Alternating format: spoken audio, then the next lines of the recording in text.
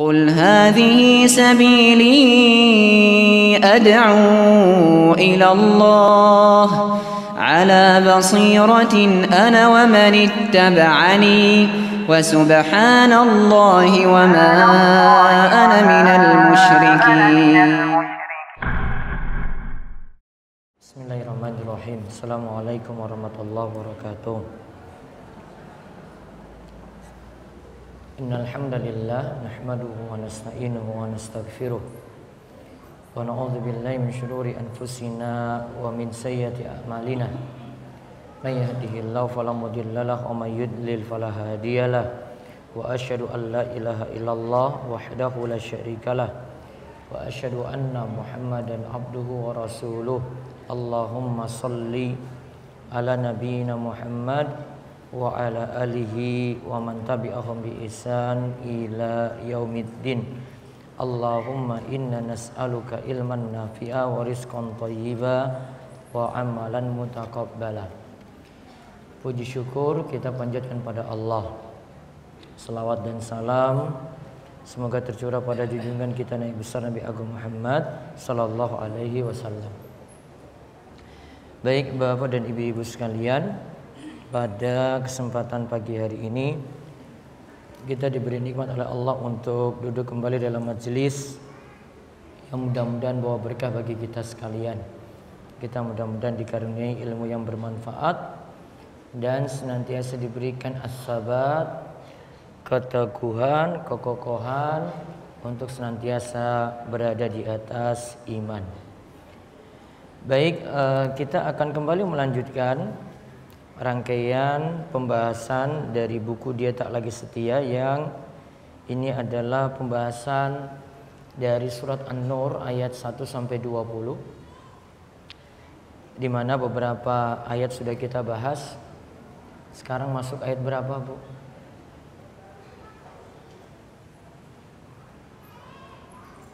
6 apa 4?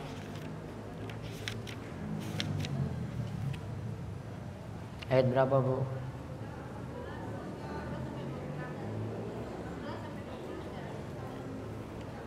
Halaman berapa sekarang?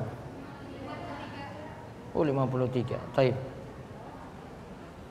Sekarang kita bahas kisah turunnya ayat 11 sampai 20.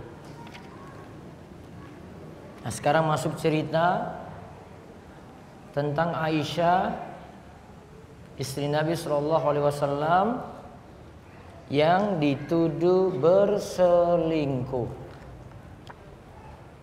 Saya bacakan kisah ini, kisahnya panjang. Baru kita akan lihat ada sekitar kurang lebih 50 pesan, 47 faedah, kurang lebih 47 faedah dari kisah tersebut. Jadi dari surat An-Nur ini diantara isinya adalah membela kehormatan istri Nabi Shallallahu Alaihi Wasallam, yaitu Aisyah radhiyallahu anha. Di mana ketika itu orang-orang munafik sengaja menyebar isu bahwasanya Aisyah radhiyallahu anha itu telah berselingkuh. Nah, kemudian dibalas tuduhan selingkuh tadi tidak benar. Turunlah ayat 11 sampai 20 dari surat An-Nur. Kita lihat ceritanya. Aisyah istri Nabi sallallahu alaihi wasallam meriwayatkan, biasanya Rasulullah sallallahu alaihi wasallam apabila hendak keluar untuk melakukan suatu perjalanan, maka beliau mengundi di antara istri-istrinya. Maka siapa saja di antara mereka yang keluar undiannya, maka dialah yang keluar bersama Rasulullah sallallahu alaihi wasallam. Istri Nabi ada berapa? Sudah pernah kita sebut.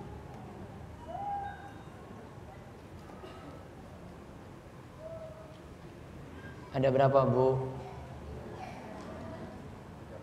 Ya Allah. Sudah tak sebut waktu itu. Berapa, Pak? 13. What? Berapa, Bu? 11. Coba diurutkan coba. Istri pertama siapa, Bu? Khadijah. Setelah Khadijah meninggal dunia, Nabi SAW menikahi Saudah. Istri kedua Saudah. Setelah itu menikahi seorang gadisnya Aisyah. Berarti istri ketiga Aisyah. Setelah itu menikahi putrinya Umar, Hafsah binti Umar. Nah, yang setelah ini nih urutannya belum sesuai atau tidak pasti. Siapa istri yang Nabi SAW menikahi selanjutnya setelah Hafsah? Setelah Hafsah, saya sebut acak saja. Ya, Ummu Salamah nomor berapa itu? 5. Terus Ummu Habibah 6. Terus yang pakai nama Zainab, Zainab binti Khuzaimah. Terus Zainab binti Jahash, Zainab binti Khuzaimah. Terus Zainab binti Jahash. Sudah berapa? 8. 3 ya. Terus yang ke-9 Juwairiyah binti Al-Harith. Juwairiyah binti Al-Harith.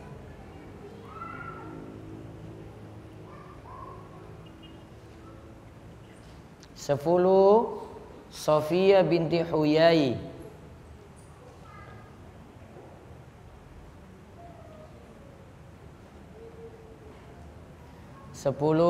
Sofia binti Huyai.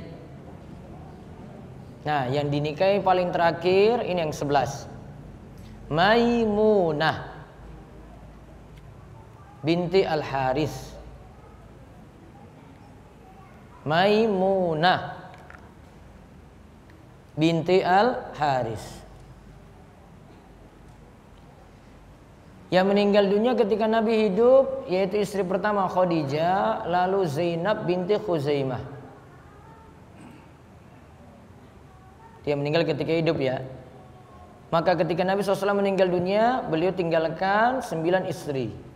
Karena 2 sudah meninggal lebih dulu. Total semua tadi ada berapa?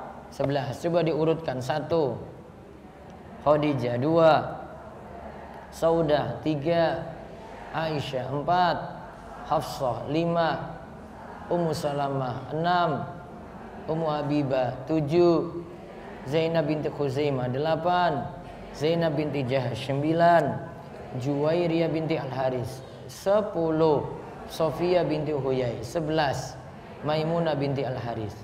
Sofia binti Huyai itu dari kalangan Yahudi. Nah, sekarang balik ke kisah tadi, Bu. Nah, saat ada Aisyah, sini dia katakan kalau Nabi mau pergi safar, istri beliau diundi. Nah, ini safar pertama nih, diundi. Nah, keluar nama siapa? Nah, pergi bareng beliau. Terus safar yang kedua, yang sudah ikut pertama masuk lagi nggak dalam undian? Hah? Masuk nggak lagi dalam undian? Enggak, nanti keluar terus dia. Nggak masuk lagi. Misalnya tadi ada 3 misalnya ya. Sudah, pertama sudah ikut. Ya, yang kedua berarti sisa 2 nih. Berarti tinggal 2 yang diundi. Terus nanti safar yang ketiga, oh berarti tinggal 1 yang diundi. Tinggal 1 aja. Nah, baru nanti yang safar berikutnya lagi. Nah, diundi lagi seperti itu. Berarti undian boleh atau tidak? Lotre kayak gini boleh atau tidak? Ibu-ibu, arisan boleh nggak? Nggak bisa jawab juga. Ini undian di sini nggak ada taruhan ini, ya. Ini nggak ada taruhan.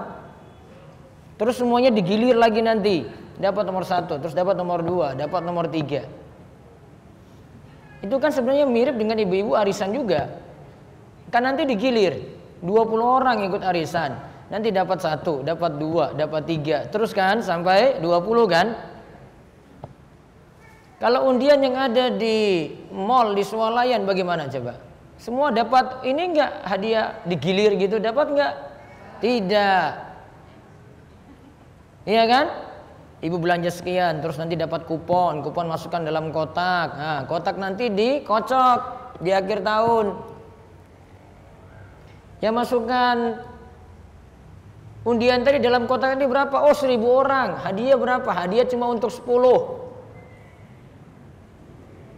Maka 10 saja yang untung-untungan dapat, yang 1000 itu tadi yang lainnya 1000 kurang 10 tadi tidak mendapatkan keberuntungan. Kalau yang kayak begini statusnya jadi judi. Namun kalau seperti tadi yang undian dilakukan oleh Nabi SAW tidak ada unsur judi di sini, karena semuanya digilir. Arisan juga demikian, tidak ada unsur judi karena semuanya digilir. Berarti hukum asal arisan boleh atau tidak? Ibu-ibu, kok masih ragu lagi? Tadi itu Nabi urut tadi ya, istri-istrinya dapat semua tuh. Nah sama tuh seperti ibu giliran ya, arisan itu nanti digilir kayak gitu itu. Nah berarti hukum asal arisan bagaimana? Boleh. Nanti kalau masalah lain itu baru dibahas yang lain. Nah lalu Aisyah melanjutkan. Jadi ternyata ketika diundi keluar nama Aisyah. Berarti Aisyah pergi bersafar bersama Nabi Shallallahu Alaihi Wasallam.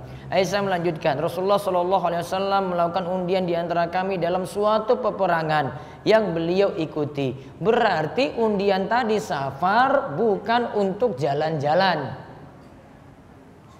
Namun undiannya tadi untuk apa? Pergi perang menemani Rasulullah Shallallahu Alaihi Wasallam. Ternyata namakulah yang keluar, kata Aisyah. Aku pun berangkat bersama Rasulullah Shallallahu Alaihi Wasallam. Kejadian ini sesudah ayat tentang hijab diturunkan. Aku dibawa di dalam sekedup, yaitu tandu di atas punggung unta. Lalu berjalan bersama Rasulullah Shallallahu Alaihi Wasallam hingga kembali dari perang tersebut. Ketika telah dekat dengan Madinah, maka pada suatu malam beliau memberi aba-aba agar berangkat.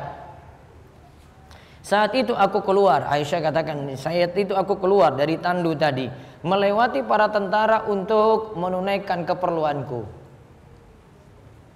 Ketika telah usai, aku kembali ke rombongan. Saat aku meraba dadaku, ternyata kalungku dari merjan Zifar terputus. Lalu aku kembali lagi untuk mencari kalungku. Sementara rombongan yang tadi membawaku telah siap berangkat. Mereka pun membawa sekedupku dan memberangkatkannya di atas untaku yang tadinya aku tunggangi. Mereka beranggapan bahwa aku berada di dalamnya. Berarti Aisyah gimana kalau gitu? Tertinggal rombongan. Dikarenakan apa? Cari apa tadi, Bu? Kalung. Ibu kalau kalung hilang cari nggak? Nah, sama dengan Aisyah. Kalung ketinggalan di kamar mandi Ustaz. Tadi copot itu kayaknya jatuh di kamar mandi. Cari-cari kan ini Aisyah cari nih. Dan ini jadi dalil bolehnya wanita memakai kalung yang melingkar. Nah, sebagian ulama tidak membolehkannya.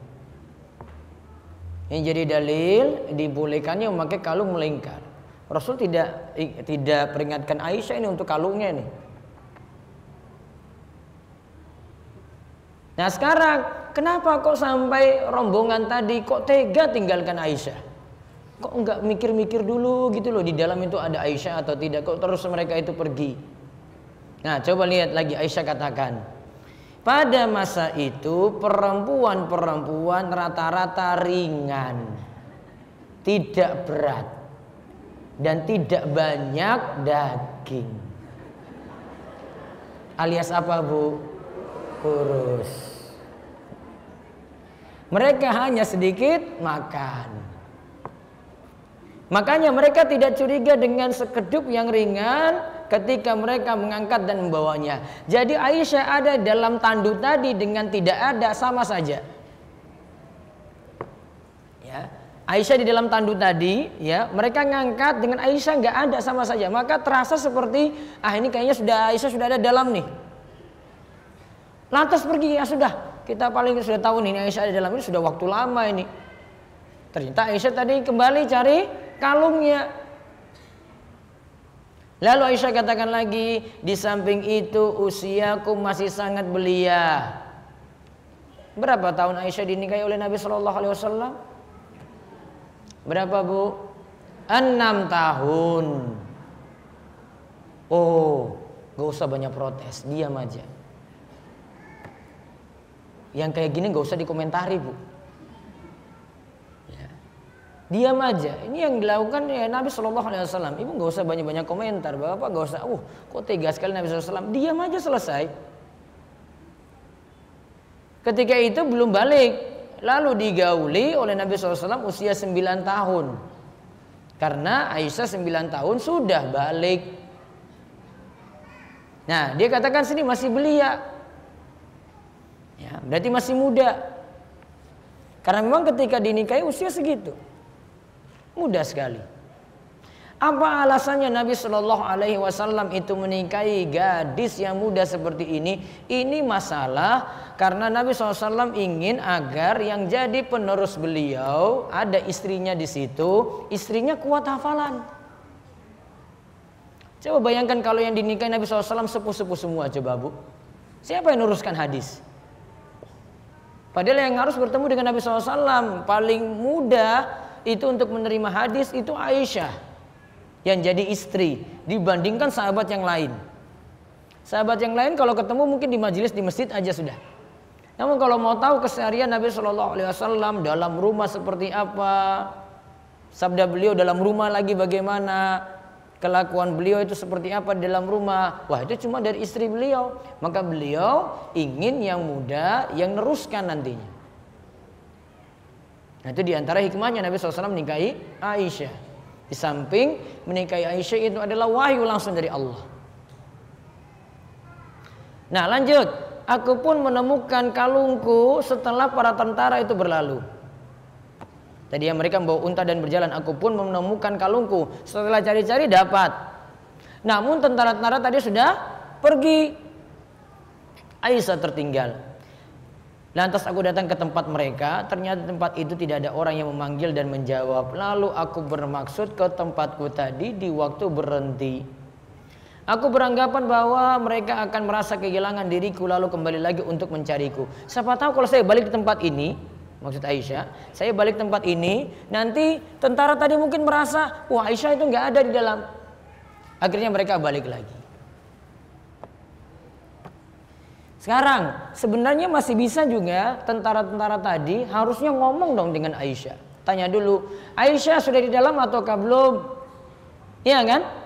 Kan nggak hanya dirasa dengan ini aja mereka, dengan tandunya aja enggak.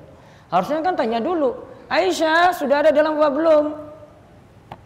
Kok di sini para tentara itu tidak bertanya seperti itu? Ini tanda para sahabat Nabi SAW ketika menemani Aisyah itu jaga kehormatan Aisyah. Dan mereka dengan wanita itu asalnya tidak ngomong bebas. Apalagi dengan istri Nabi SAW. Padahal urgen sekali tadi itu. Ya, urgen sekali itu. Kalau sekarang kita nggak pakai urgen-urgen, apalagi sudah tukaran nomor dengan teman reunian ketika ketemu saat reunian.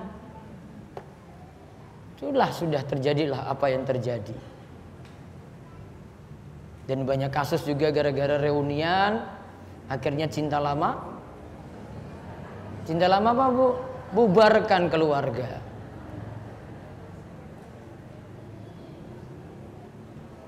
Tapi pernah saya lihat status seorang ustadz itu. Kayaknya dia dengar cerita ini langsung. Ada akhwat jilbab besar, sudah ngaji, ketemu mantannya pas reunian. Akhirnya tukaran nomor tadi. Kemudian akhirnya hubungan. Suami akhirnya tahu, suami tidak terima, larang itu, HP-nya diambil. Namun masalahnya nomornya dia hafal, dia cari cara lain untuk hubungan lagi. Akhirnya mereka bertemu, kemudian terjadilah perzinahan. Ketika mau terjadi perzinahan, perempuan ini sudah ingatkan pada mantannya tadi, kita ini berzina, harusnya takut pada Allah. Laki-laki ini tidak terima, dicekiklah perempuan itu, lantas mati. Ketika ditemukan jenazahnya masih ada sisa mani hasil hubungan intim tadi. Pelajarannya apa, Bu? Innamal a'malu bil khawatim. Sesungguhnya amal itu tergantung pada endingnya. Bukan dari ibu ngaji sekarang ini, bukan dari kita itu ngaji sekarang ini, bukan. Ending bagaimana? Ada orang yang ngaji istiqomah terus, alhamdulillah, sampai wafat itu dia istiqomah terus. Ada orang yang ahli maksiat saat ini, Allah baru buka pintu hidayah, nanti ketika dia mau meninggal dunia, Allah buka pintu hidayah, dia tobatan nasuha, lantas dia sungguh-sungguh belajar, nah endingnya itu. Ada yang ngaji saat ini semangat luar biasa, namun mungkin cuma pentingkan lahiriah saja, batin enggak, kurang rasa takut pada Allah, dia enggak mendalami untuk mengenal Allah dengan baik, tidak mengenal Islam dengan baik. Akhirnya suatu waktu ketika itu diuji seperti ini, goyah itu imannya, batinnya enggak kuat. Akhirnya endingnya seperti itu. Jadi poin penting, poin pelajaran penting, innamal a'malu bil khawatim. Dan ini tanda tidak bergaul bebas dengan lawan jenis. Aisyah dan tentara tadi sudah ajarkan itu. Harusnya kan nanya itu. Sebelum gerak tadi, tentara tadi gerak, wah ini istri Nabi kok masa ditinggal? Ini malah sampai kota Madinah itu baru mereka itu merasa itu Aisyah ketinggalan tadi. Ya, merasa Aisyah ketinggalan. Enggak ngomong dari awal dulu. Karena memang malu sekali ngomong dengan Aisyah radhiyallahu anha. Karena sifat malu mereka itu begitu besar kepada istri-istri Nabi sallallahu alaihi wasallam. Nah, lalu selanjutnya Aisyah kemudian sedang duduk. Dia tunggukan ini, siapa tahu nanti balik itu tadi tentara-tentara tadi. Kedua mataku merasa kantuk yang tak tertahan. Aku pun tertidur. Ya, Aisyah tertidur ketika itu. Lantas ada seorang sahabat, namanya ingat ini ya, Sofwan bin Al-Mu'attal As-Sulami Az-Zakwani, tertinggal di belakang para tentara. Ada satu orang yang tertinggal juga. Ia berjalan semalam suntuk sehingga ia sampai ke tempatku. Ya, ketemu dengan Aisyah berarti. Lalu ia melihat hitam-hitam sosok seseorang. Berarti pakaian Aisyah apa, Bu? Hitam. Gelap berarti. Sifat pakaian seperti ini lebih bagus karena tidak banyak menggoda. Aisyah milih warna itu. Maka si Zakwan tadi, Az-Zakwani, Sofwan Az-Zakwani tadi lihat sosok hitam-hitam. Lantas ia menghampiriku. Ia pun mengenaliku ketika melihatku. Karena mungkin tahu sosok Aisyah sejak dulu sebelum ayat hijab itu turun. Sungguh ia pernah melihatku sebelum ayat hijab turun. Aku terbangun mendengar bacaan istirja'nya. Apa bacaan istirja'? Inna lillahi wa inna ilaihi rajiun. Maka spontan dia langsung baca. Si Sofwan tadi langsung mengucapkan inna lillahi wa inna ilaihi rajiun ketika ia melihatku. Pelajarannya apa? Baca istirja itu ketika dapat musibah. Musibah ini bentuknya macam-macam, Pak, Bu. Ini contoh, ada yang hilang terus ditemukan. Nah, baca inna lillahi wa inna ilaihi raji'un. Nah, aku tutupi wajahku dengan jilbab. Nah, lantas dia tutupi wajahnya segera. Demi Allah, ia tidak mengajakku bicara. dan aku tidak mendengar sepatah kata pun dari mulutnya selain ucapan istirja tadi. Sehingga ia menderumkan kendaraannya, lalu ia memijak kaki di depan unta. Kemudian aku menungganginya. Nah lihat, Aisyah disuruh naik ke kendaraan ini tanpa Sofwan keluarkan kalimat apapun kecuali kalimat inna lillahi wa inna ilaihi raji'un tadi. Selanjutnya ia berkata dengan menuntun kendaraan sehingga kami dapat menyusul para tentara. Setelah mereka berhenti sejenak seraya kepanasan di tengah hari, maka binasalah orang yang memanfaatkan kejadian ini menuduh berzina antara Aisyah dan Sofwan tadi. Orang yang memperbesar masalah ini adalah Abdullah bin Ubay bin Salul, pembesar orang munafik. Jadi ketika lihat Sofwan dan Aisyah itu datang, sudah tersebar isu itu. Coba lihat dua orang ini datang kayak gini. Kalau nggak selingkuh apalagi coba.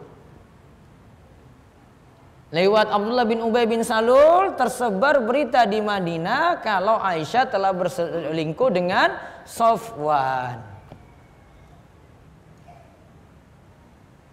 Padahal tadi ini darurat sekali, ini jalan bersama. Dan tadi lihat ya, Sofwan dengan Aisyah tidak ngobrol apapun. Ini nggak ada selingan ketika jalan. Gimana Aisyah perjalananmu? Gimana Aisyah kabarmu? Gitu nggak ada tanya kayak gitu nggak. Sofwan jalan-jalan, ya nuntun unta tadi. Aisyah tetap di situ saja. Tidak ada obrolan sama sekali kecuali tadi Aisyah tahu Sofwan cuma mengucapkan kalimat inna lillahi wa inna ilaihi rajiun. Cuma satu kalimat ini saja. Kemudian Aisyah mengatakan, kemudian kami sampai di Madinah. Ketika kami telah sampai di Madinah, aku sakit selama sebulan karena habis pulang safar, sakit. Sedangkan orang-orang menyebar luaskan ucapan para pembohong. Jadi berita tadi tersebar lagi kemana-mana. Aku tidak tahu mengenai hal tersebut sama sekali. Lihat, Aisyah katakan selama sebulan sakit, Aisyah tidak tahu gosip ini tersebar. Selama berapa lama Bu? Sebulan. Andai berita gosip ini di zaman milenial 2019, beritanya nyebar berapa menit Bu? Wah, sudah masuk forward di grup-grup mana-mana. Nggak ada cross check dulu, nggak ada tanya-tanya dulu. Wah, semuanya asal saya beritahu. Kamu tahu nggak Aisyah itu kayak gini? Kok lebih parah lagi kalau zaman ini sebulan Aisyah yang diisukan Aisyah tidak tahu apa-apa coba. Nggak ada yang berita-berita masuk tengah-tengah Aisyah itu nggak ada. Selama sebulan nggak ada sama sekali dengar berita ini. Terus itulah yang membuatku penasaran bahwa sesungguhnya aku tidak melihat kekasihku Rasulullah SAW yang biasanya aku lihat dari beliau ketika aku sakit. Kok ini Rasulullah SAW kok tidak hadir juga? Padahal saya itu sakit sebulan. Ternyata Rasulullah SAW juga dapat isu ini, makanya Rasulullah SAW tahan diri, nggak mau datangi Aisyah dulu.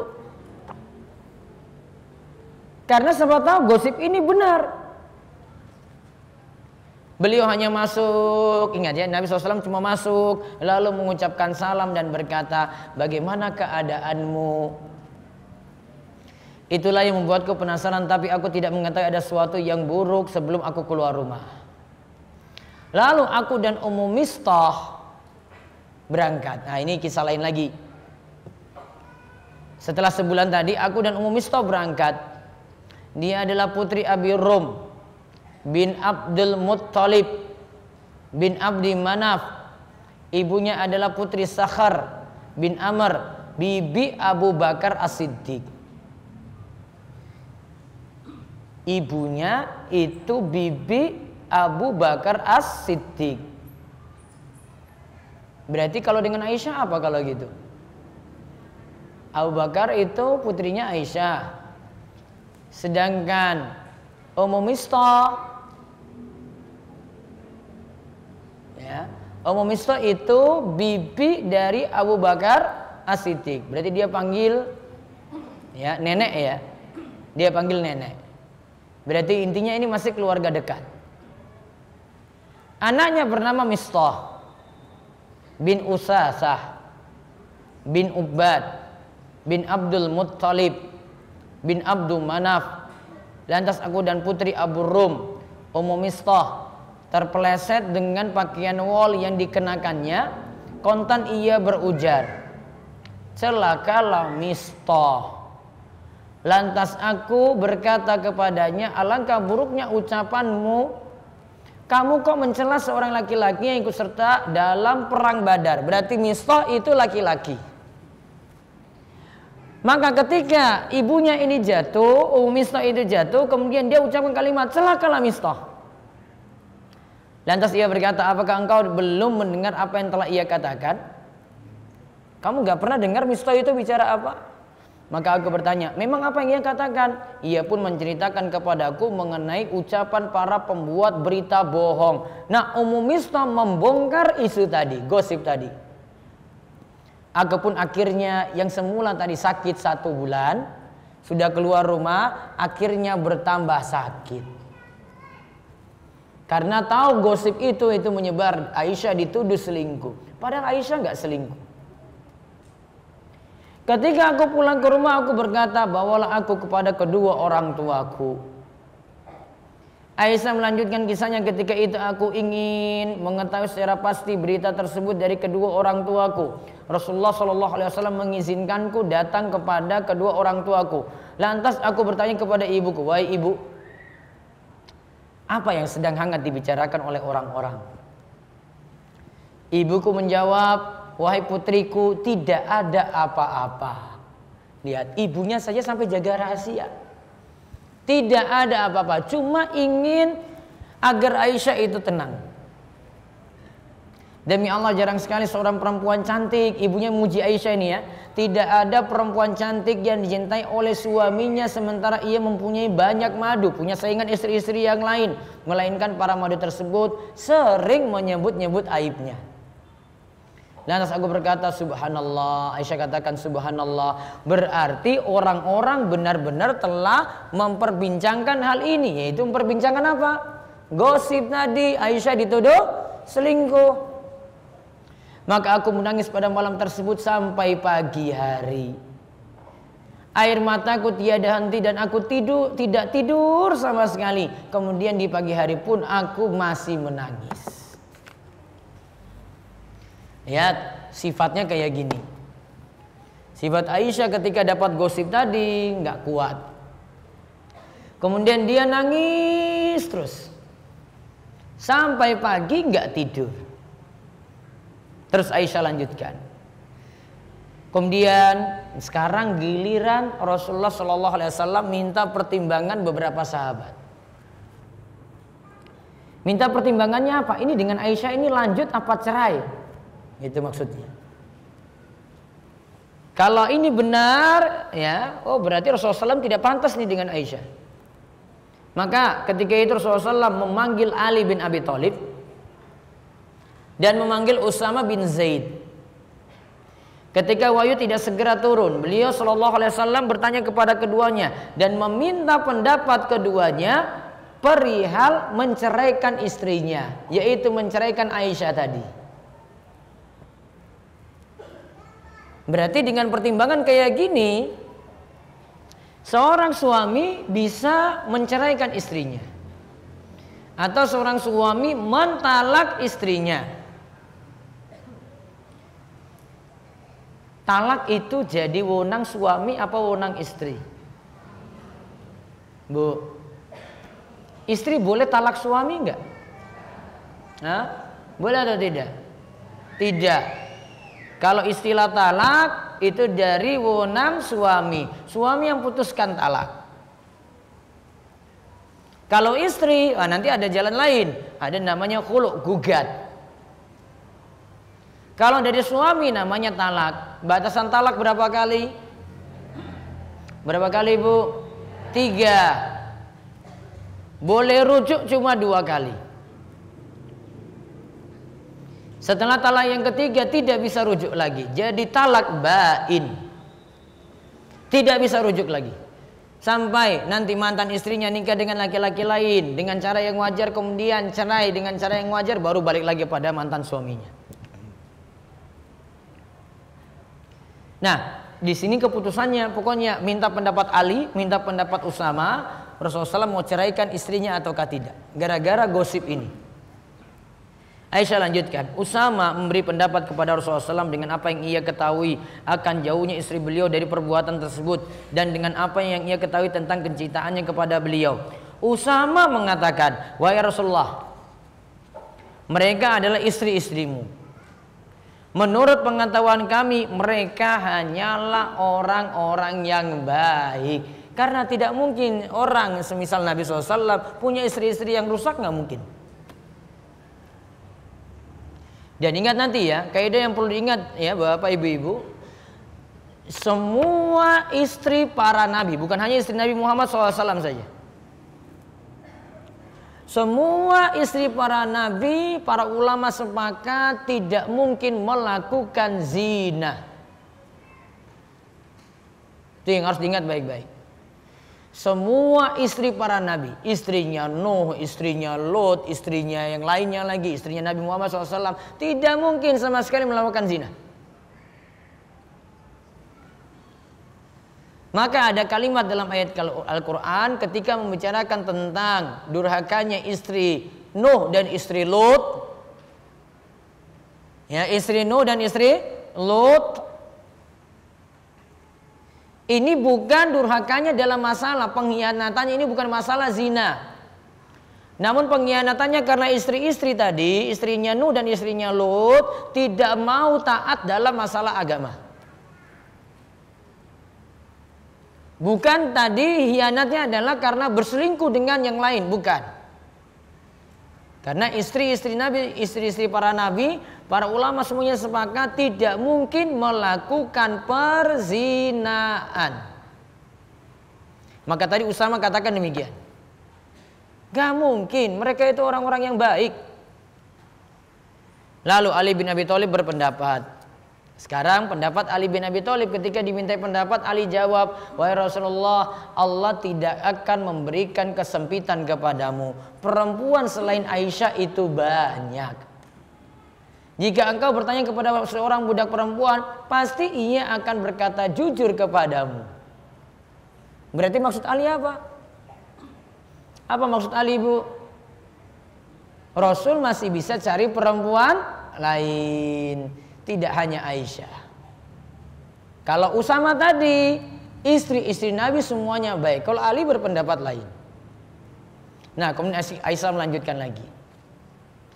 Kemudian Rasulullah SAW memanggil Barira, yang tadi disebut budak tadi yang di atas, budak perempuan.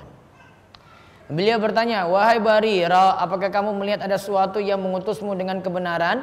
Aku tidak melihat sesuatu pun pada dirinya, yaitu diri Aisyah, yang dianggap celak, lebih dari bahwa dia adalah perempuan yang masih belia, yang terkadang tertidur membiarkan adonan roti keluarganya, sehingga binatang piaraannya datang lalu makan adonan roti tadi. Nah, lagi dijelaskan sifatnya Aisyah. Rasul tanya kepada Barira seperti itu.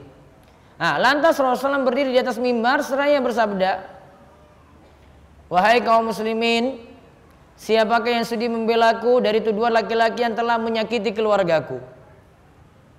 Demi Allah, aku tidak mengetahui tentang keluargaku kecuali kebaikan. Dan mereka juga menuduh seorang laki-laki yang sepanjang pengetahuanku adalah orang-orang baik.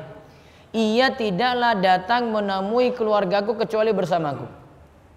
Lantas Sa'ad bin Mu'adz al-Ansori berdiri lalu berkata, aku akan membelamu wahai Rasulullah. Jika ia dari kabilah Aus, ini namanya suku, ada namanya suku Aus, maka akan kami tebas batang lehernya. Kalau yang berselingkuh tadi dari Aus, maka kami siap tebas batang lehernya. Itu kata Sa'ad bin Mu'adz. Jika ia dari kalangan saudara-saudara kami Khazraj, maka apa yang engkau perintahkan kepada kami, pastilah kami melaksanakan perintahmu. Kemudian Aisyah radhiyallahu anha melanjutkan kisahnya. Kemudian Sa'ad bin Ubadah berdiri. Ia adalah pemimpin kabilah Khazraj. Ia adalah laki yang soleh, tapi ia tersulut emosi. Lalu ia berkata kepada Sa'ad bin Mu'adz, kamu bohong. Kan dia seolah-olah nuduh dari Khazraj itu yang berselingkuh. Kamu bohong demi Allah. Kamu tidak akan membunuhnya dan tidak akan mampu membunuhnya. Jika ia berasal dari kabilahmu, pasti kamu tidak ingin membunuhnya. Lalu Usaid bin Hudair berdiri lagi. Ia adalah sepupu Sa'ad bin Mu'adz, yang orang pertama tadi yang kita sebut. Ia berkata kepada Sa'ad bin Ubadah, kamu bohong demi Allah, sungguh kami akan membunuhnya. Kamu ini munafik, dan berdebat untuk membela orang-orang munafik. Lantas terjadilah keributan antara kedua kabilah Aus dan Khazraj, cuma gara-gara membela Nabi Sallallahu Alaihi Wasallam. Ini debat. Pokoknya kalau itu dari kami siap membunuhnya. Khazraj juga bilang kayak gitu. Namun yang ini nuduh Khazraj, itu jangan kalau dari Khazraj kami siap perangnya Khazraj. Lantas terjadi keributan Aus dan Khazraj sehingga hampir saja mereka saling membunuh, padahal Rasulullah SAW masih berada di atas mimbar. Karena sifat ini menunjukkan mereka sangat membela Nabi kita Muhammad Sallallahu Alaihi Wasallam. Kemudian Rasulullah SAW menenangkan mereka sampai mereka diam, dan Rasulullah SAW sendiri juga terdiam. Aisyah pun lanjutkan kisah. Pada hari itu aku pun menangis. Air mataku terus menetes. Tiada henti dan aku tidak tidur sama sekali. Kedua orang tuaku beranggapan bahwa tangisan dapat membelah hatiku. Kemudian Aisyah lanjutkan lagi, ketika keduanya sedang duduk di sampingku, sedangkan aku sedang menangis, tiba-tiba seorang perempuan dari kalangan Ansar meminta izin kepadaku. Lalu aku pun memberi izin kepadanya, sehingga ia duduk seraya menangis di sampingku. Ketika kami masih dalam keadaan seperti itu, tiba-tiba Rasulullah SAW masuk, kemudian duduk. Beliau tidak pernah duduk di sampingku sejak beredarnya isu tersebut, dan telah sebulan penuh tidak ada wahyu turun mengenai perkaraku ini. Berarti masalah ini baru bisa diselesaikan kalau wahyu itu turun, yaitu wahyu turun untuk membantah kalau Aisyah itu dituduh selingkuh. Lantas Rasulullah SAW meminta kesaksian pada saat beliau duduk seraya berkata, amma ba'du, hai Aisyah, sungguh telah sampai kepadaku isu demikian dan demikian mengenai dirimu. Jika engkau memang bersih dari tuduhan tersebut, pastilah Allah akan membebaskanmu. Dan jika engkau melakukan dosa, maka memohonlah ampun kepada Allah dan bertobatlah kepadanya. Karena sesungguhnya seorang hamba yang mengakui dosanya dan bertobat, maka Allah akan menerima tobatnya. Rasul suruh Aisyah untuk bertobat kalau memang dia itu berzina. Aisyah melanjutkan kisahnya, tatkala Rasulullah SAW telah selesai menyampaikan sabdanya ini, maka derai air mataku mulai menyusut. Karena Rasulullah SAW akhirnya mau bicara dengan Aisyah, sehingga aku tidak merasakan satu tetes pun. Lalu aku berkata kepada ayahku, tolong sampaikan jawaban kepada Rasulullah SAW atas namaku. Ia menjawab, demi Allah, aku tidak tahu apa yang harus aku sampaikan kepada Rasulullah SAW. Bapaknya bilang seperti itu. Selanjutnya aku berkata kepada ibuku, tolong sampaikan jawaban kepada Rasulullah SAW atas namaku. Ia menjawab, demi Allah, aku juga tidak tahu apa yang harus aku sampaikan kepada Rasulullah SAW. Lalu aku berkata, Aisyah berkata, aku adalah seorang perempuan yang masih belia. Demi Allah, aku tahu bahwa kalian telah mendengar berita ini sehingga kalian simpan di dalam hati dan kalian membenarkannya. Makanya jika aku katakan kepada kalian bahwa aku bersih dari tuduhan tersebut, Allah Maha mengetahui bahwa aku bersih dari tuduhan tadi, maka kalian tidak mempercayaiku. Dan jika aku mengetahui sesuatu yang Allah Subhanahu wa taala mengetahui bahwa aku terbebas darinya, malah kalian sungguh-sungguh mempercayaiku. Demi Allah, aku tidak menjumpai pada diriku dan pada diri kalian suatu perumpamaan selain sebagaimana yang dikatakan oleh Nabi Yusuf. Aisyah hibur dirinya, fasobrun jamil wallahul musta'anu ala ma tasifun. Surat Yusuf ayat 18. Maka hanya sabar yang baik itulah yang terbaik bagiku, dan kepada Allah saja memohon pertolongannya terhadap apa yang kamu ceritakan. Kemudian aku berpaling, aku berbaring di atas tempat tidurku. Lantas Aisyah melanjutkan lagi, aku wallahu alam ketika itu terbebas dan Allah lah yang melepaskanku dari isu tersebut. Akan tapi demi Allah, aku tidak pernah menyangka akan diturunkan suatu wahyu yang akan selalu dibaca perihal persoalanku ini. Sungguh persoalanku ini terlalu remeh untuk difirmankan oleh Allah. Menjadi sesuatu yang akan selalu dibaca. Ternyata setelah ini wahyu turun. Padahal Aisyah cuma buktinya ingin apa? Aisyah cuma ingin agar tuduhan tadi itu dibuktikan tidak benar. Bukan dengan wahyu. Bukan dengan wahyu satu ayat gitu, dua ayat bukan. Namun malah turun wahyu. Sebenarnya yang aku harapkan ialah Rasulullah SAW bermimpi dalam tidurnya. Yang di dalam mimpi tersebut Allah membebaskanku dari tuduhan tadi. Berarti kalau itu mimpi, Nabi SAW bermimpi seperti itu, berarti mimpi ini bisa jadi pegangan. Namun ternyata ini malah wahyu yang turun. Nah, Aisyah lanjutkan, demi Allah, Rasulullah SAW belum sempat beranjak dari tempat duduknya dan belum ada seorang pun dari anggota keluargaku yang keluar sehingga Allah menurunkan wahyu kepada nabinya. Nabi SAW merasa berat ketika menerima wahyu itu. Sampai-sampai beliau bercucuran keringat bagaikan mutiara. Padahal ketika itu sedang musim penghujan.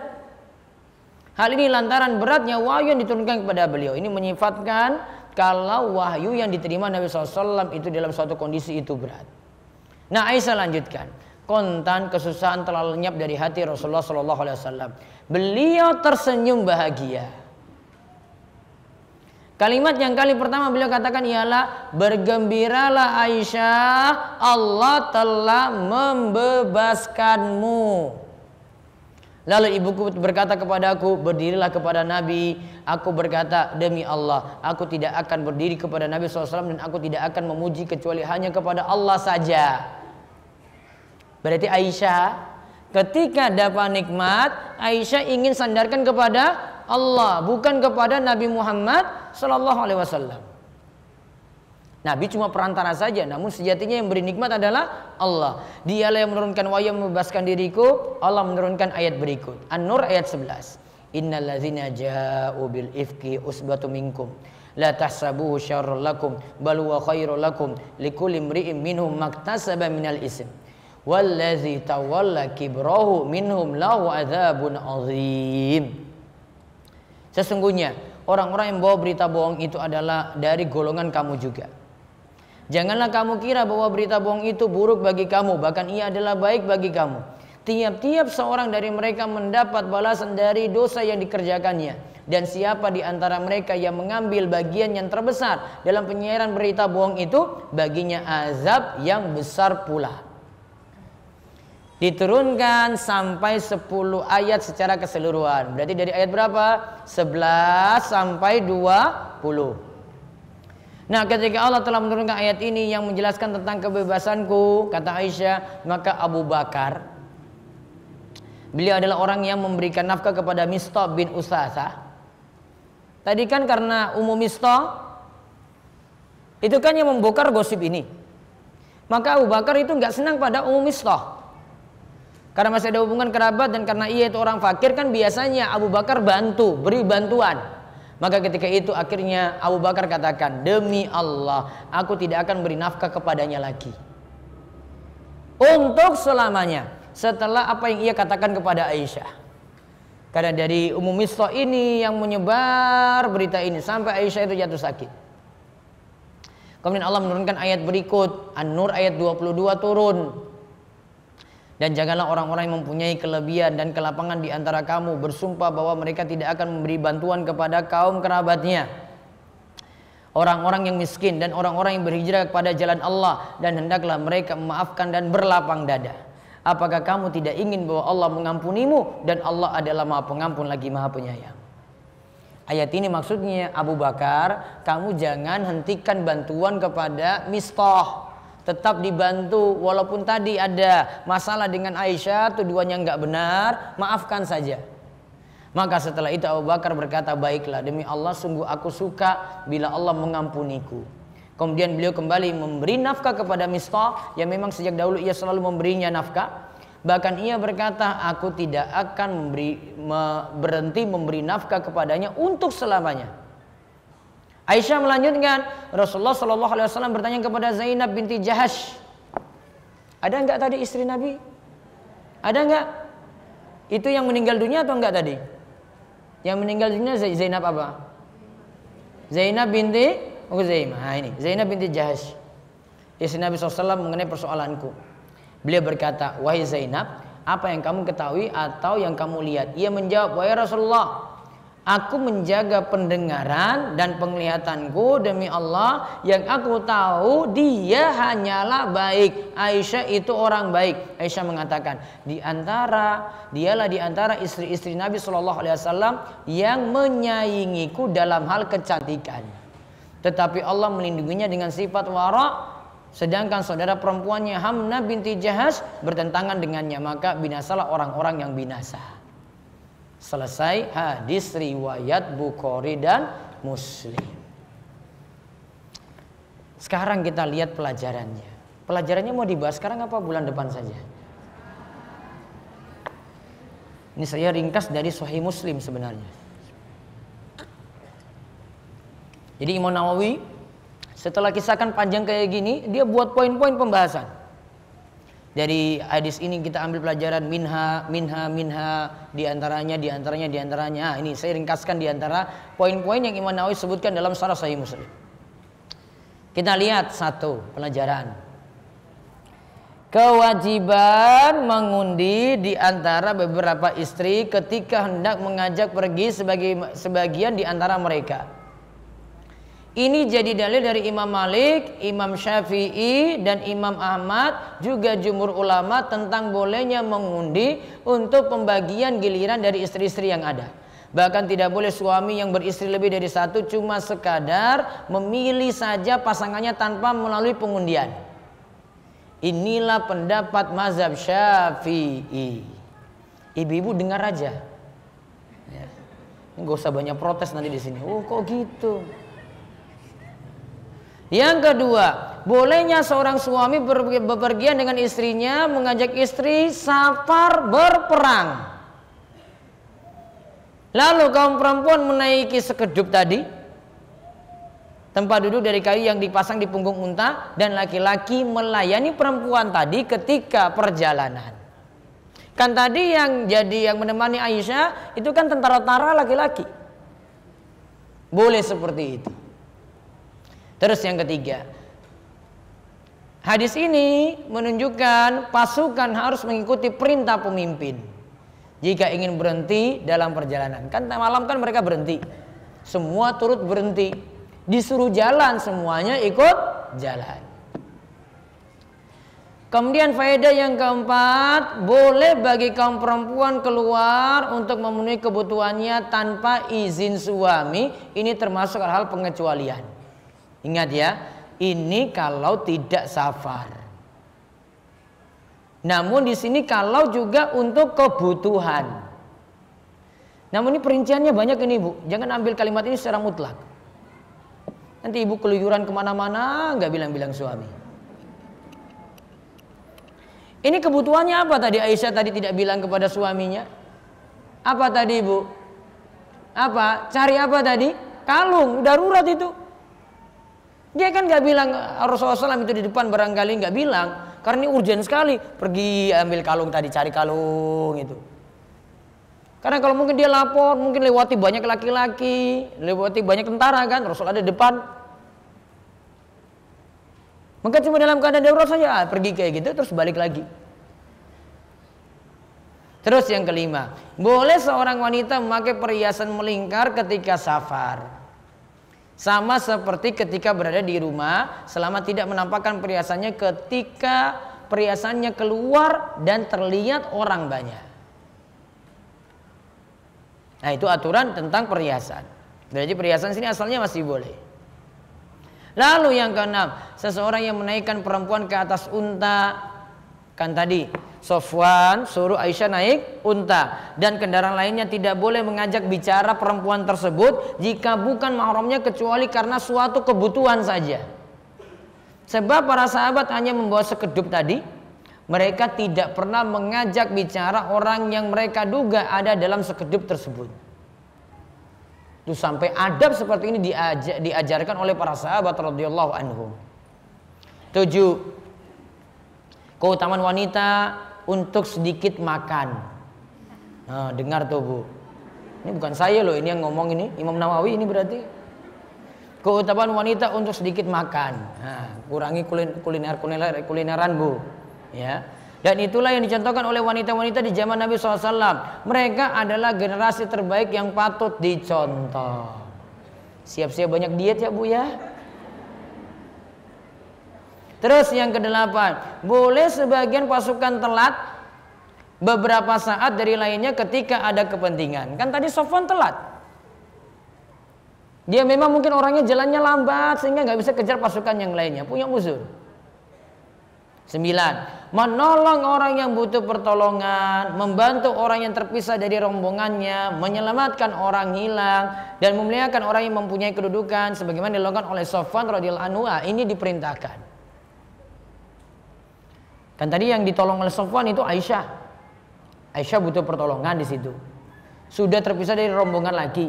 Aisyah itu jadi orang hilang, dicari-cari.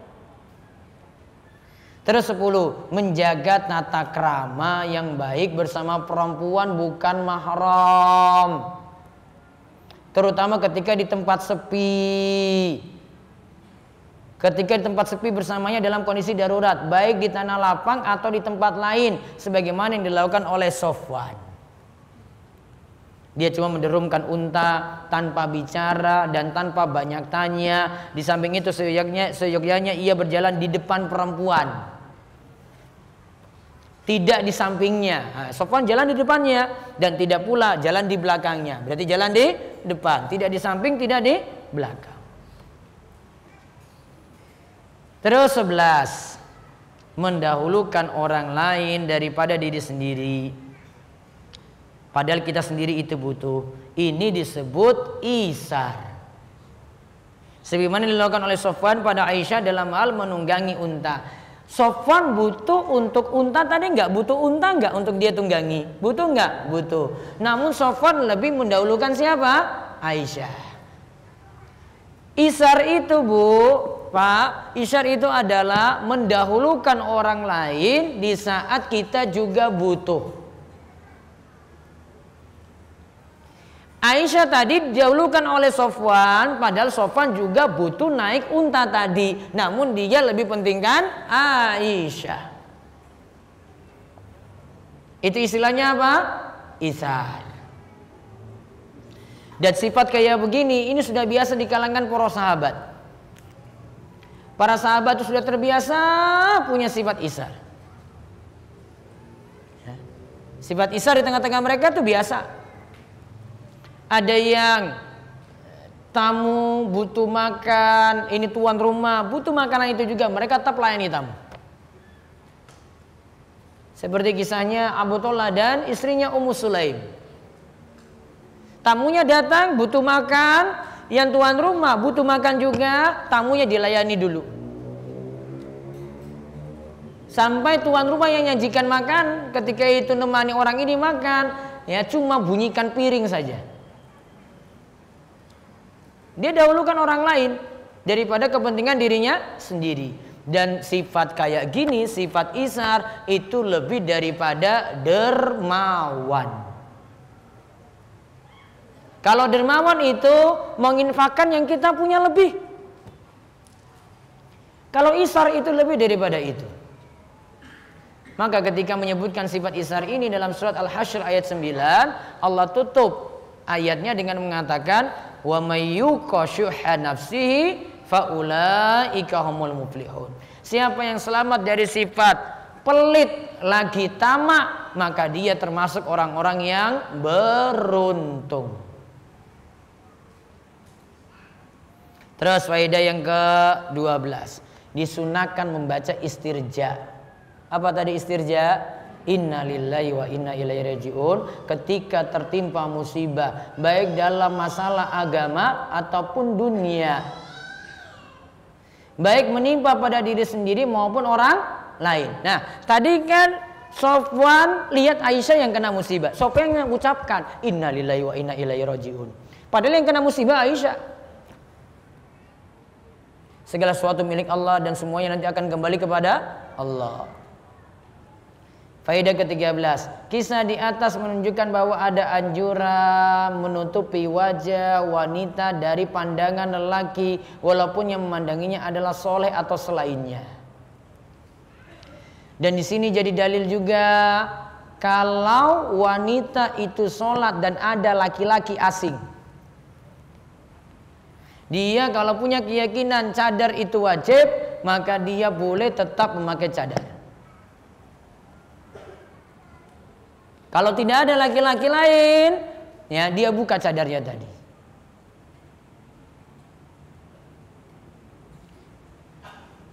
Berarti kalau dari kisah ini nomor 13 ini, berarti cadar ada syariatnya atau tidak? Ada. Ya, cadar ada syariatnya.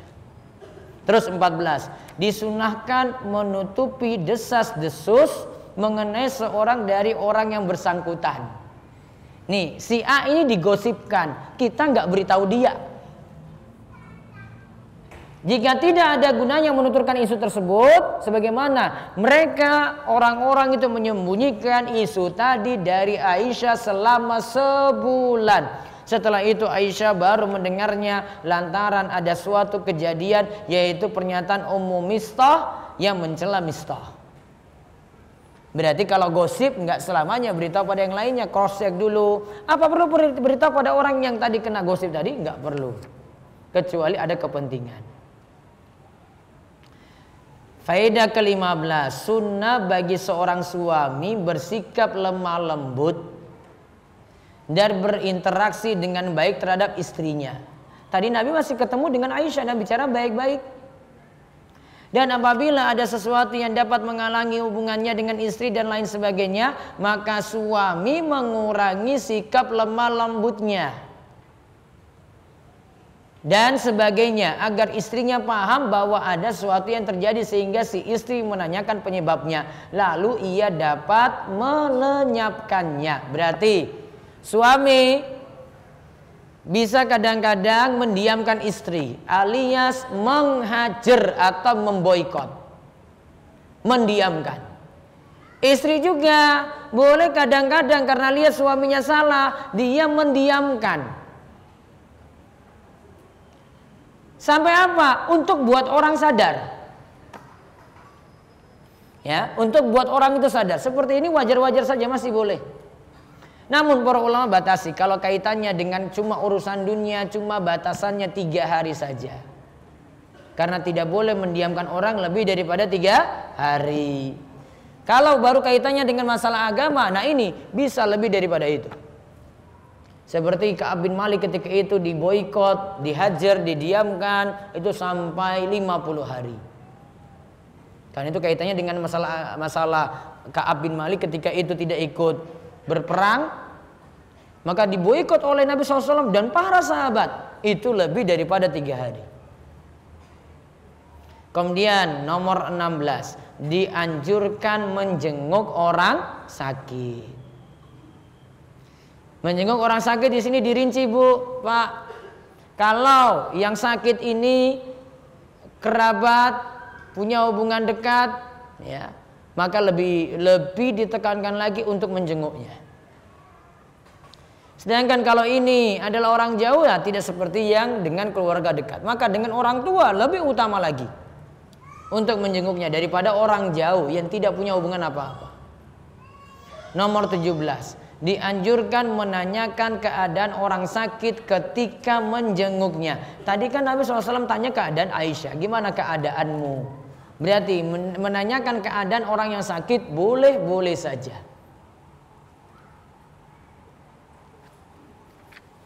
Terus yang ke-18, tidak boleh mencela orang dengan doa celaka. Karena tadi Ummu Mistah doakan jelek anaknya, celaka Mistah. Apalagi orang yang dicela asalnya adalah orang-orang yang mulia. Mistah ini orang yang ikut perang Badar, kok malah didoakan jelek kayak gitu, nggak boleh. Terus 19, orang-orang baik disikapi dengan husnuzon, tidak boleh menyakitinya. Maka asalnya untuk orang-orang yang baik di husnuzoni. nggak boleh perlakukan suuzon terlebih dahulu. Tidak boleh perlakukan suuzon terlebih dahulu. Sama juga istri kepada suami, suami juga kepada istri. Kalau itu suami yang baik atau istri yang baik, maka tidak boleh perlakukan suuzon terlebih dahulu. Pertanyaan, kalau dari kaidah ini berarti ibu boleh nggak buka HP suami?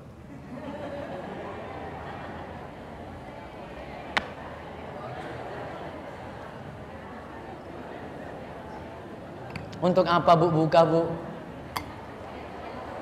Hah? Apa bu buka? Suuzon kan?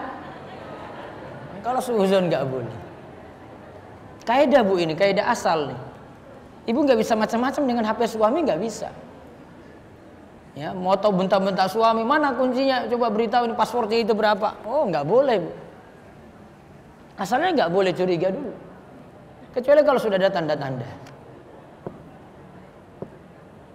Makanya nggak usah banyak-banyak dengar-dengar sinetron gitu loh bu.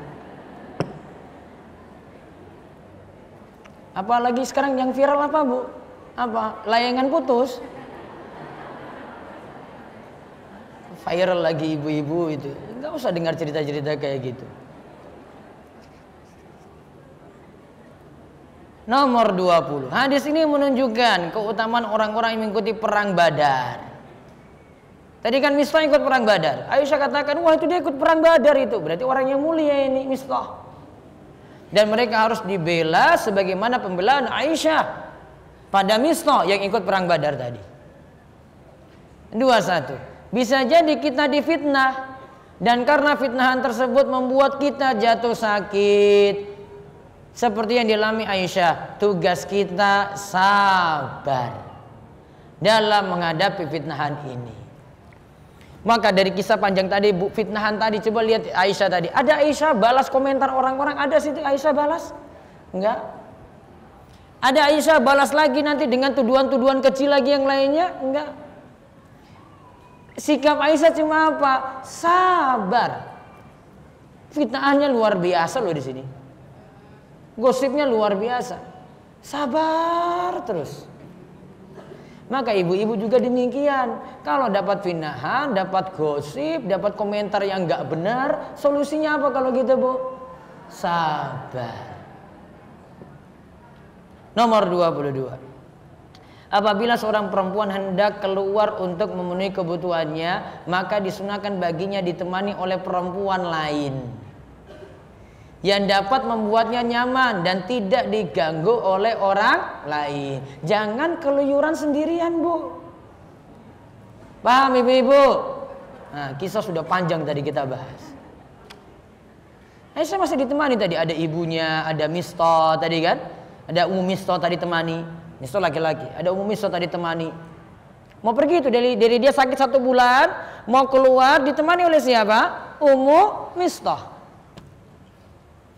Nomor 23. Seorang istri boleh pergi ke rumah orang tuanya asalkan dengan izin suami. Apalagi ini bukan ke rumah orang tua, lebih lagi ke rumah orang tua saja harus minta izin suami. 24. Di antara para istri yang dipoligami pasti ada rasa cemburu serta kebencian satu dan lainnya. Tadi kan diceritakan kalau ibunya itu hibur tadi, ibu Aisyah. Kamu tahu nggak istri-istri ya Nabi yang lainnya itu, madu-madu yang lainnya itu paling semua itu menceritakan aib-aibmu. Mereka nggak senang padamu. Berarti satu sama lainnya itu saling bermusuhan. Ada yang nggak suka pada yang lainnya ada. Namun nggak semuanya seperti itu. 25. Di rumah tangga yang penuh kesolehan seperti pada keluarga Rasulullah SAW ditemukan ada masalah. Ada masalah nggak tadi? Ada.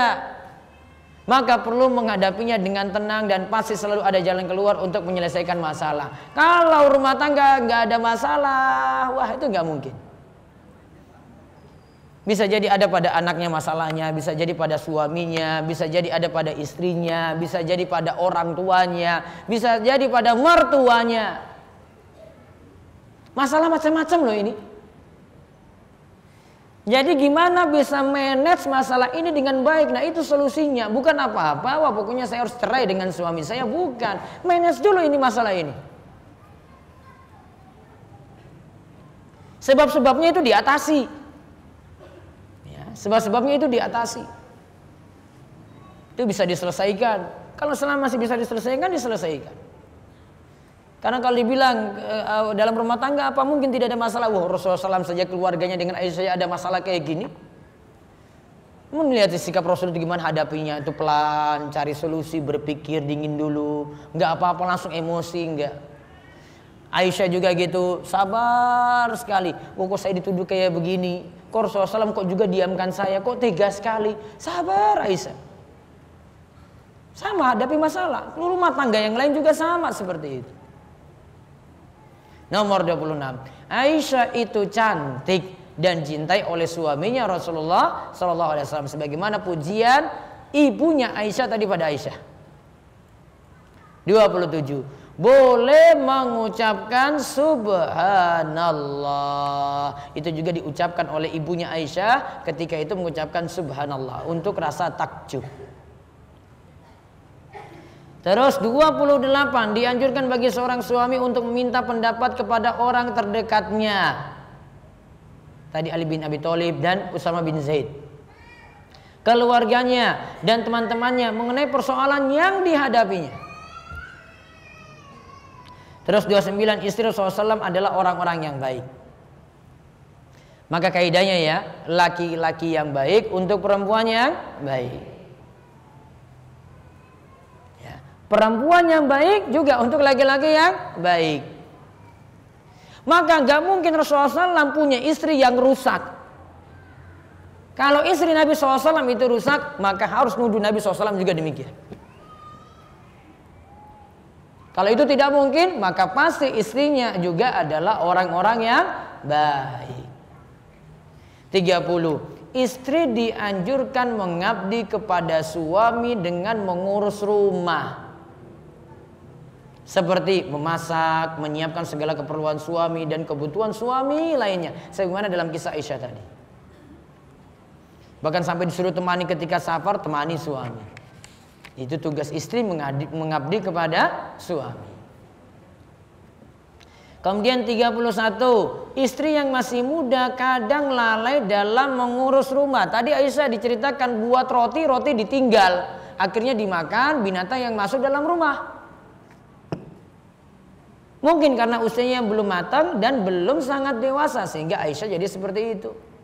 Nah, sifat istri yang masih muda kayak begini. 32. Boleh mencari tahu kebenaran berita yang didengar yang terkait dengan kita. Jadi ada berita tentang kita cari ini siapa yang bicara ini ya, boleh cari tahu. Adapun selain itu terlarang. Dan termasuk tajassus, mencari-cari kesalahan orang. Kalau mencari-cari kesalahan orang nggak boleh. Kalau ini kan terkait dengan kita, ada yang bicarakan kita, saya mau cari tahu dulu. Kalau ini kita cari kesalahan orang itu nggak boleh. Itu namanya tajassus. Dan termasuk sikap berlebihan. Tajassus nggak boleh. Tajassus itu cari aib, kejelekan, kesalahan dari orang beriman. Orang baik-baik dia cari kesalahan. Maka tadi yang saya tanyakan Bu, cari-cari sesuatu di HP suami bisa jadi bentuknya tajassus. Paham ibu-ibu? Karena apa? Wah suaminya baik-baik gak ada apa-apa kok. Ibu aja banyak curiga. Akhirnya buka lagi, tajassus nanti jadinya. Maka asalnya gak boleh. Terus 33, boleh seorang imam berkhutbah, tadi Nabi SAW berkhutbah ya, dan membicarakan masalah yang terjadi di tengah-tengah rakyatnya. Jadi dia punya problem kayak gini, dia sampaikan di tengah-tengah rakyatnya.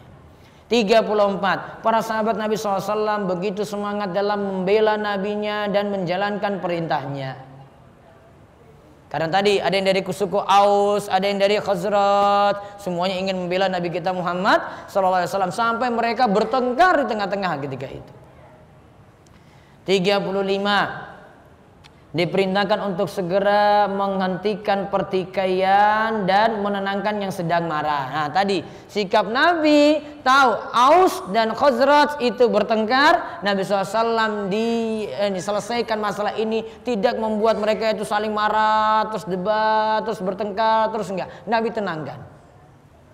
Sikap pemimpin yang baik kayak gini, membuat rakyatnya itu tenang. 36. Seorang muslim tentu marah kalau ada yang menjatuhkan kehormatan pemimpinnya sendiri. Ini sama, apalagi ini kehormatan Nabi kita Muhammad sallallahu alaihi wasallam. 37. Kita didorong untuk bertobat dan keutamaan tobat itu luar biasa. Sebagaimana tadi Nabi SAW katakan pada Aisyah, tobatlah. Kalau memang kamu salah, tobat. Kalau benar memang kamu itu berzina, tobat pada Allah.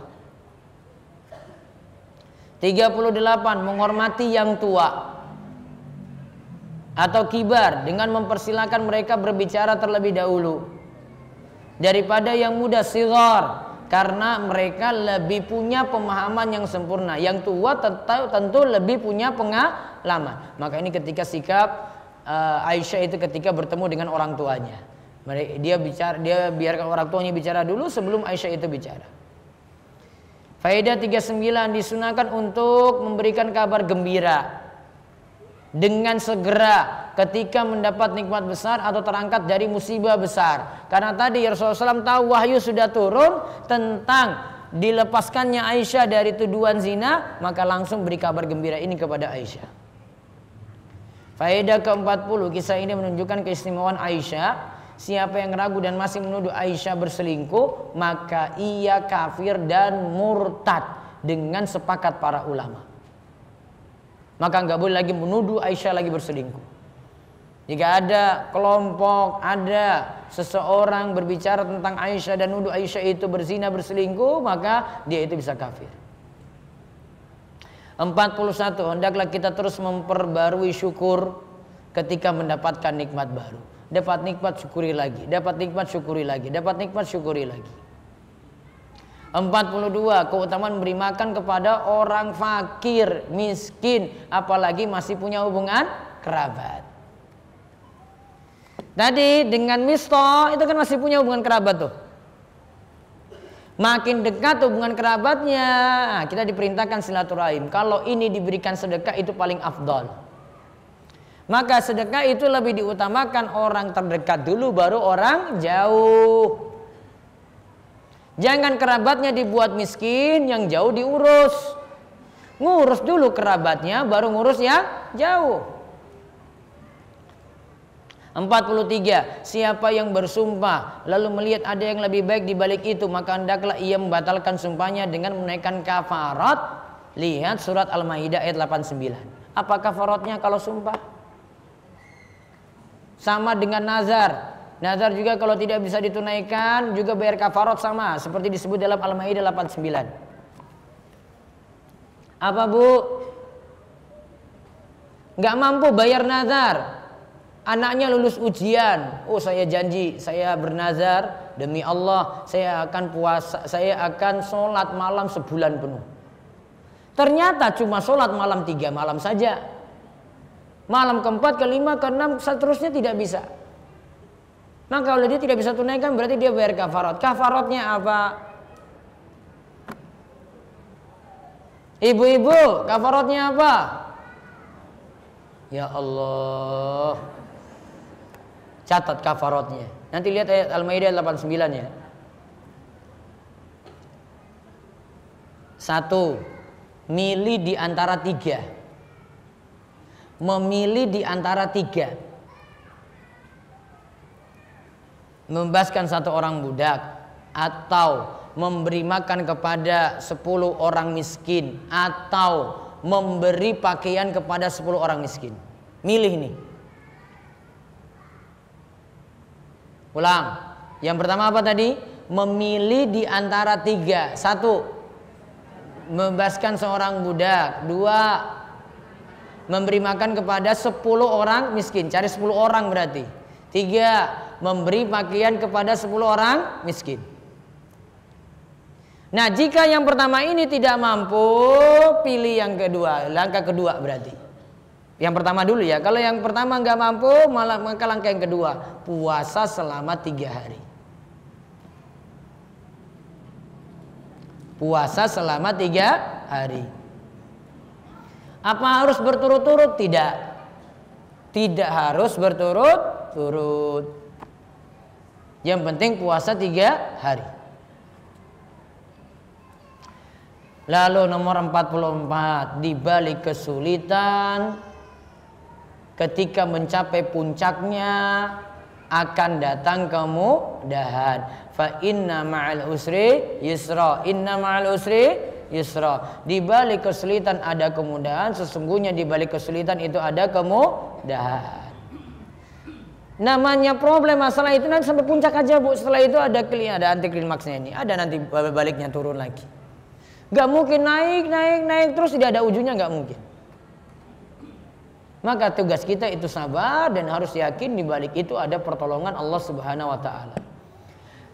Yang ke-45, solusi ketika menghadapi fitnahan dari orang lain adalah sabar. Sabar itu awalnya pahit, namun akhirnya lebih manis daripada madu. Itu terjemahan dari pepatah Arab. Sabar itu awalnya apa? Pahit, namun nanti ujungnya lebih manis daripada madu.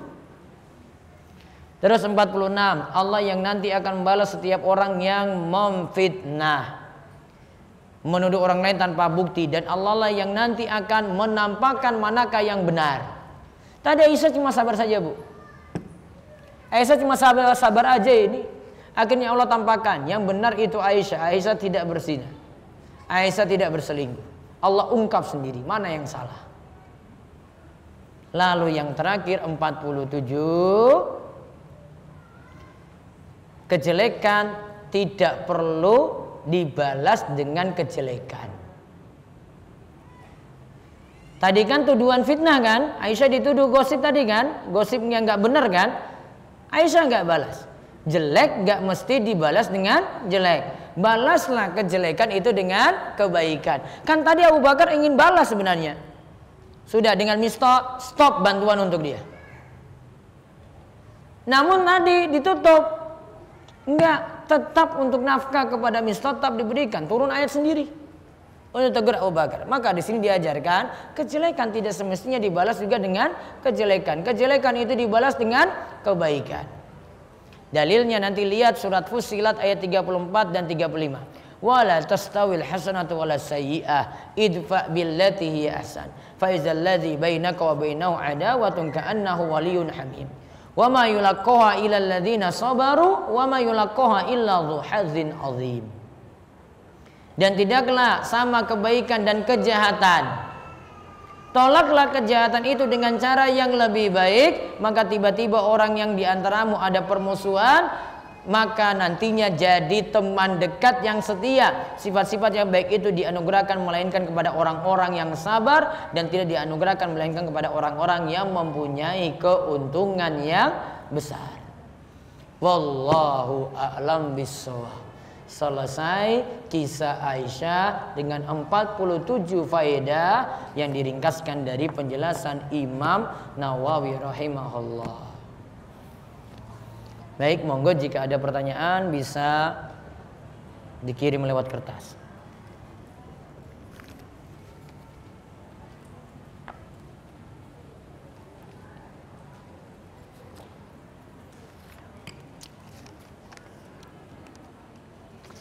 Ustaz, bolehkah mendiamkan suami lebih dari 3 hari?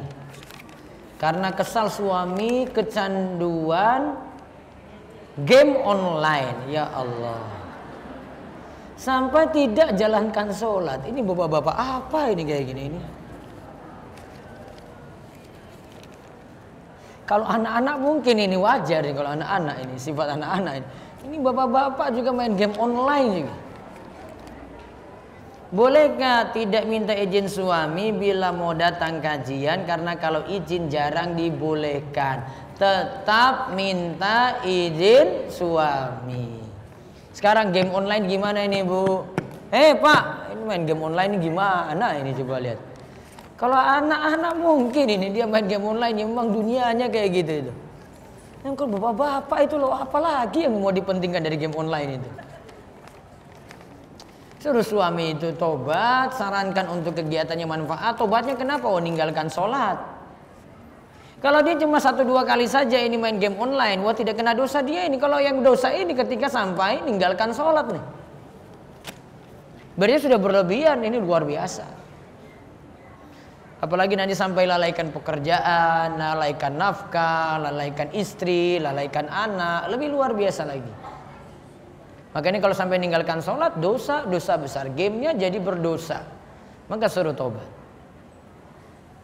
Apakah anak hasil selingkuh? Anak hasil selingkuh dapat menjadi mahram bagi saudara-saudaranya yang lain yang lahir dari pernikahan yang sah. Saya sebenarnya pernah singgung ini terakhir, namun saya belum keluarkan penjelasan baru untuk kali ini. Karena ini masih perselisihan kuat di antara para ulama. Kalau di negeri kita pernikahan antara yang berzina tadi, selama itu tobat dan itu dinikahkan langsung oleh KUA, KUA nikahkan resmi secara pencatatan sah. Kalau secara pencatatan sah, maka secara hukum bisa dipakai hukum tersebut.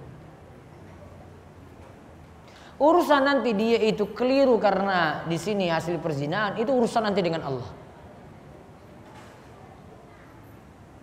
Saya mungkin agak berbeda pendapat ini, ya, karena mengingat ada fatwa baru lagi, ada juga dari fatwa Syekh Muhammad bin Shalih Al-Utsaimin. Karena kalau ada laki-laki yang menzinai seorang perempuan, kemudian laki-laki ini tidak didebat dengan laki-laki yang lainnya lagi, dia ngaku bahwasanya ini hasil hubungan dengan dia. Terus dia ingin nikahi wanita ini dan itu hamil misalnya. Kalau menurut Syekh Muhammad bin Shalih Al-Utsaimin, kalau itu cuma dari satu laki-laki saja, maka tidak berlaku hadis al-waladu lil firash wal ahiru al hajaru. Anak itu jadi disandarkan pada pemilik ranjang dan orang yang berzina tidak mendapatkan apa-apa. Karena hadis ini berlaku untuk ada dua laki-laki yang debat. Dua-duanya ngaku punya anak di situ. Mungkin si suami dengan si pezina. Maka yang dibenarkan adalah perkataan suaminya karena suami jadi pemilik ranjang. Namun kalau laki-lakinya cuma satu dan dia cuma ngaku di situ, maka laki-laki ini jadi sah untuk mengaku sebagai suaminya di situ. Nah, itu yang dijadikan dasar di negeri kita. Kalau di KUA itu masih dinikahkan. Maka kalau saya fatwakan tadi, misalnya nikahnya tidak sah, secara hukum sah menurut KUA. Sehingga kewajibannya tobat. Maka keberlangsungan selanjutnya dia dengan saudara-saudaranya masih mahram berarti. Wallahu a'lam. Jika anak hasil selingkuhan tersebut adalah anak perempuan, selama ia belum bersuami, apakah menjadi tanggung jawab kakak laki-lakinya yang lahir dari pernikahan yang sah? Kalau ada bapak di situ, walaupun itu bapak dari hasil zinanya dan di situ dinikahkan sah oleh KUA, maka bapak tetap nanggung nafkah anak perempuan ini. Apakah anak yang soleh kelak di akhirat bisa menolong orang tuanya semasa hidupnya tidak pernah mengerjakan sholat? Kalau memakai pendapat ulama menyatakan kalau meninggalkan sholat itu kafir, maka untuk memberikan manfaat pada orang tua cuma syaratnya yang memberikan manfaat sini muslim, yang diberi manfaat juga muslim. Kalau kafir tidak bisa. Namun kalau menurut jumhur ulama, kebanyakan ulama meninggalkan sholat tidak kafir, namun dosa besar. Namun orangnya disebut fasik. Kalau pakai pendapat ini berarti masih ada pengaruh antara orang tua dengan anak tadi.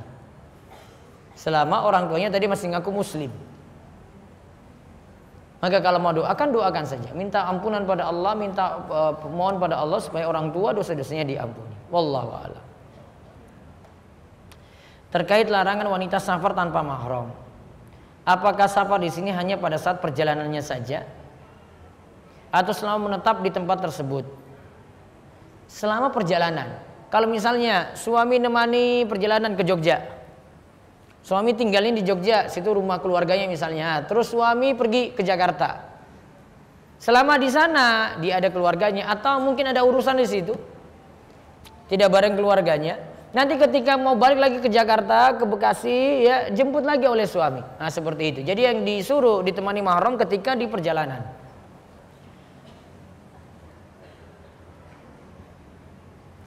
Terus, apakah istri yang minta khulu tidak bisa mencium wanginya surga? Dalam hadis yang dikatakan tidak mencium bagi surga adalah istri yang meminta cerai tanpa ada sebab apa-apa.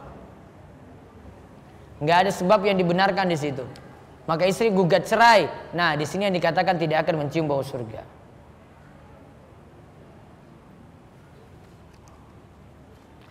Perlu diketahui Ustaz, saya minta khulu karena perlakuan suami yang kasar kata-katanya. Sering yang dilakukan istrinya salah, selalu ingin mendapatkan kesempurnaan dan lebih menyakitkan suami juga berselingkuh dengan wanita yang lain. Dan amalan apa yang bisa membuat seorang janda bisa memasuki surga? Oh, berarti sudah cerai. Kalau memang ada alasan seperti ini dibolehkan. Wallahu a'lam. Saya pergi keluar rumah untuk mengaji. Kadang lupa pamit suami yang ada di kantor. Kadang suami yang tanya, ada di mana? Saya jawab, ngaji. Apa itu salah? Oh, berarti suami sebenarnya sudah bolehkan. Ya, karena sudah tahu kesehariannya kayak gitu, ya, cuma ditegaskan saja pada suami, saya ngaji gitu. Nanti beritahu saja kebiasaannya jam sekian sampai jam sekian biasanya keluar untuk ngaji. Mudah-mudahan suami paham seperti itu. Apa benar orang yang dipoligami dapat masuk surga tanpa hisab? Wah, enak banget ini.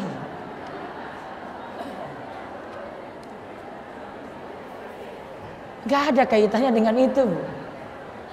Ada yang dipoligami banyak ngeluh. Yang gak masuk dalam kaidah ini nanti gak masuk dalam syarat ini. Enak banget, nanti cuma syarat doa, sudahlah saya dipoligami aja lah, gak apa-apa gitu. Wah, enak banget.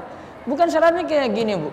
Ada pembahasan sendiri tentang orang yang masuk surga tanpa hisab. Itu diantaranya dalam hadis khusus ya, 70.000 orang yang masuk surga tanpa hisab itu disebutkan mereka itu tidak minta diruqyah, mereka tidak minta diobati dengan cara kai, mereka tidak beranggapan sial, dan kepada Allah mereka tawakal. Kuncinya pada tawakal, bukan kuncinya di poligami sini, Bu. Lebih utama mana, istri bekerja atau di rumah? Disuruh suami berhenti kerja, tidak mau karena takut berkurangnya pendapatan. Jawaban ringkasnya lebih baik di rumah. Yes, nggak banyak kasih komentar lagi. Nanti biar pikir-pikir di rumah ya. Bagaimana cara agar istri mau memakai cadar karena alasan kerja dan lain-lain? Sudah kita terangkan dalil-dalilnya, tetapi belum mau juga. Tunggu istri rela saja, Pak. Istri saya itu awalnya juga nggak pakai cadar. Saya nggak paksakan, karena lagi menimbang faktor lingkungan. Lingkungan belum bisa menerima. Ketika sudah semuanya diajarkan, diberitahu pelan-pelan, nah istri sadar sendiri, ya sudah saya biarkan. Ya, nggak langsung dipaksakan. Ya, kalau saya sendiri memakai pendapat cadar nggak wajib. Saya memakai pendapat cadar nggak wajib, sehingga saya nggak terlalu paksakan untuk ini. Kadang mungkin saya pertimbangkan dengan kerabat saya semuanya masih awam misalnya. Saya bilang buka cadarmu aja, ini kerabat ini nggak terima ini. Karena pentingkan lagi maslahat di situ. Maka itu bisa jadi pertimbangan. Apalagi menganggap cadar tidak wajib. Waktu menikah sudah hamil. Apakah ketika bayinya sudah lahir harus mengulang ijab kabulnya? Ketika dinikahkan KUA sudah nganggap sah, maka suruh ulang sama KUA juga tidak akan diulang. Sudah sesuai pencatatan. Sekarang taubat, yang penting taubat tadi untuk yang sudah berlalu tadi. Wallahu a'lam. Tentang bolehnya wanita sudah menopause boleh menanggalkan jilbabnya. Di sini dari surat An-Nur ayat 60. Ini selama tidak mengundang fitnah. Ini pada penjelasan rincinya. Saya belum sampai pembahasan ayat tersebut. Karena buku ini sebenarnya rangkaian pembahasan saya ketika bahas surat An-Nur. Saya baru bahas sampai ayat 45. Sekitar 43, 44, 45. Ya, belum sampai ayat tersebut. Jadi saya belum bisa jawab ini. Nanti kalau saya sudah menemukan itu baru saya akan jelaskan insyaallah. Terakhir, apakah berdosa jika kita menitipkan anak kepada orang tua kita dikarenakan suami istri bekerja? Istri bekerja karena untuk membantu suami dan orang tua juga senang-senang aja dititipkan cucunya. Bagaimana menurut Ustadz? Yang paling bagus orang tua merawat anaknya sendiri. Biasanya kalau nitipkan pada nenek, pada kakek, itu dituruti apa saja. Cucunya itu pingin HP, neneknya nanti berikan HP. Cucunya pingin mainan ini, diberikan ini. Apapun dituruti. Kalau orang tua beda. Orang tua itu kadang bisa kendalikan. Oh ini nggak boleh, ini yang boleh. Iya kan? Biasanya sifat nenek kakek seperti itu. Maka timbang-timbang baik-baik lebih bagus diasuh oleh orang tua secara langsung. Wallahu a'lam bishawab. Itu yang kita bahas untuk kesempatan pagi hingga menjelang siang ini. Insyaallah di kesempatan berikutnya kita bahas hikmah di balik tuduhan selingkuh pada Aisyah. Nanti bertemu lagi pada Kamis pertama insyaallah di bulan Desember. Demikian, mudah-mudahan bawa berkah bagi semuanya dan Allah memberikan kita limpahan ilmu yang bermanfaat. Allah karuniakan kepada keluarga kita keluarga yang sakinah, mawaddah, warahmah, dan anak-anak kita dijadikan anak-anak yang qurrata a'yun, jadi penyunjuk mata, dan juga diberikan suami yang soleh, suami yang taat, dan juga istri-istri yang soleh, istri-istri yang taat, dan mudah-mudahan kita dikumpulkan semuanya di surga kelak. Demikian kita cukupkan dengan doa kafaratul majelis. Subhanakallahumma bihamdika asyhadu an la ilaha illa anta astaghfiruka wa atubu ilaik. Assalamualaikum warahmatullahi wabarakatuh.